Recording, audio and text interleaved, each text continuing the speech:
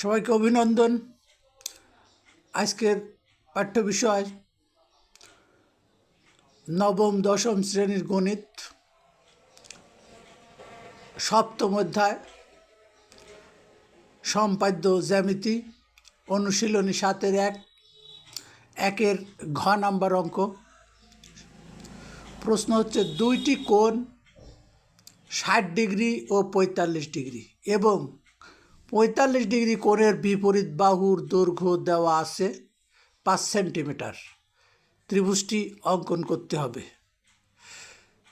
তো এক্ষেত্রে প্রদত্ত তথ্যপাত্য যথারীতি ব্যবহার করে পদ্ধতিগতভাবে ত্রিভুজ কিভাবে অঙ্কন করা যায় আমরা সেটা শিখব।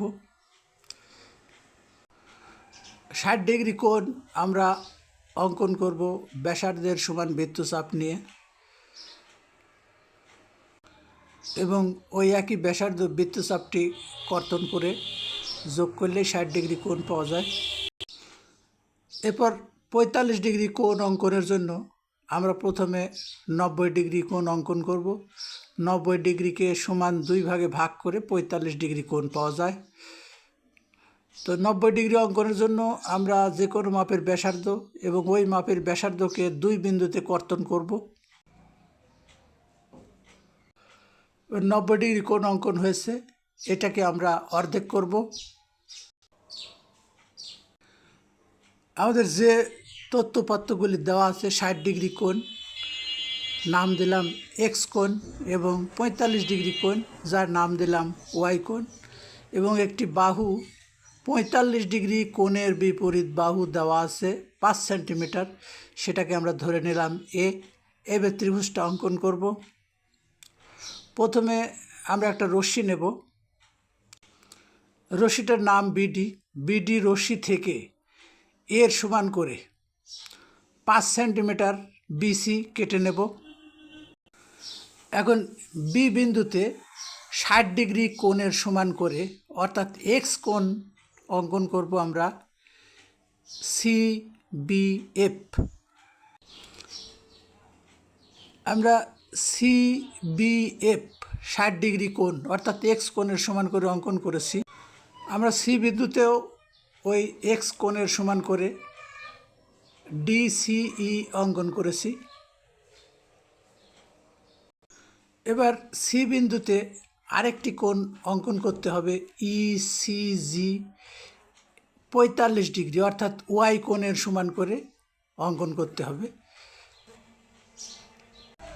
তাহলে সিজি এবং বিএফ রশ্মিদ্বয় পরস্পর একটা বিন্দুতে ছেদ করেছে, এই বিন্দুটার নাম দেব, বিন্দুটার নাম এ। সুতরাং আমরা ত্রিভুজ পেয়েছি এ বিসি নির্ণেয় ত্রিভুজ।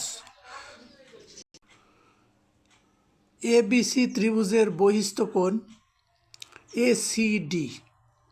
তা আমরা জানি যে কোনো বহিস্থ কোণের পরিমাণ ওই ত্রিভুজের অন্তস্থ বিপরীত 2টি কোণের সমান হবে।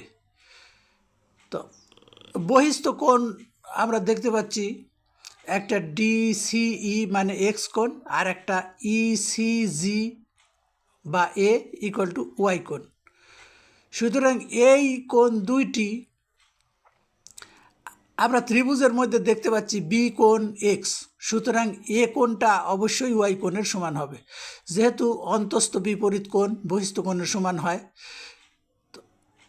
এবং এই ওয়াই কোণটা এ বাহু দেওয়া ছিল 5 সেন্টিমিটার, তার বিপরীত কোণ।